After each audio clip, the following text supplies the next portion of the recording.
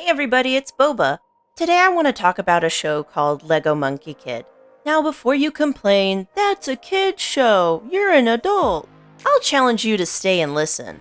This is more interesting compared to some of the brain-dead kid shows that are out there. Trust me, you're not going to want to pass this one up.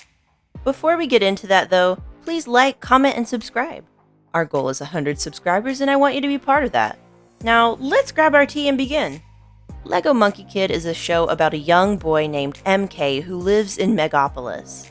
He ends up being chosen by Monkey King, also known as Sun Wukong, to take his place as a hero defending against demons and other mystical threats.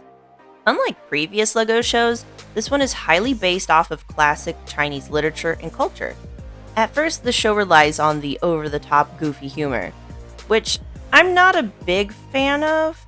But after getting through the first few episodes, the real draw of the show starts to shine through.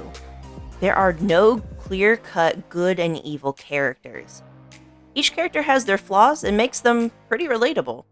For example, MK is an overly positive character who struggles with pleasing everyone and often finds he's not as confident as he likes to pretend he is. Things often overwhelm him and he feels defeated, but finds the courage within himself to keep going by thinking about his friends and things he needs to do. Mei, MK's best friend and sister figure through the show, is a bit rough around the edges and kind of flighty. She doesn't know boundaries very well, but she's loyal and will always have her friends back. Mei suffers from doubts relating to if she's worthy of her family line, since she doesn't act like the normal stoic proper figures from her clan. But perhaps the most interesting, without spoiling some of the demons who are the best characters, is Monkey King himself. Despite being a hero and loved by everyone, Sun Wukong has many issues interacting with people and may not be considered the best person. On the surface, he's impulsive, obnoxious, very much into himself, and to an extent apathetic. Which shouldn't be surprising considering he's now immortal and all his original friends have passed away. Yet under all of this, he is far more complex. Deep down, he worries for MK and his friends, but he has an absolute awful time communicating it because he feels like he's the only one that can really handle it on his own because he's immortal. This ends up causing a lot of problems and sometimes leaves his friends to question if he's an actual good mentor for MK. Because MK is often abandoned when MK needs Monkey King the most. He also has many complicated relationships, probably best shown from Naja, Macaque, and a few others. Sun Wukong is not the most reliable or understanding character to these individuals, often choosing to provoke them needlessly in many instances. These characters are dynamic, often realistically struggling with these insecurities and flaws, but not to the point it becomes frustrating. Oftentimes, I find myself quite curious to see how these characters will address their struggles in new situations based on what they've learned.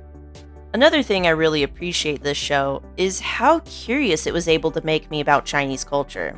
From the outfits, celebrations, lore behind these characters, and even the colors that represent them.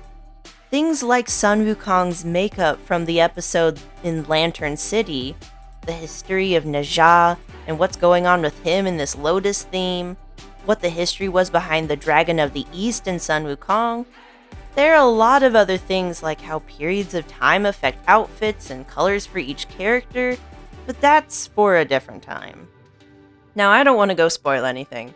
This show is worth a watch, and saying something more would probably be a really big downer compared to you experiencing it yourself. I'll say though that it's currently releasing season 4, so I would suggest catching up with the other 3 seasons. You won't regret watching this. It's a gem. Because despite it being a Lego show, the producers, artists, and so many more people have poured into this show to make it more than just selling a toy. This show has some heart and soul. Now I'm gonna sign off here. I suggest you kick back, relax, and have some fun watching Lego Monkey Kid. I know I certainly will. I'm itching to watch season 4 so much. Anyway, I'll see you in the next video. Don't forget to leave some comments about what you'd like to see and if you just want to say something in general. Alright, bye!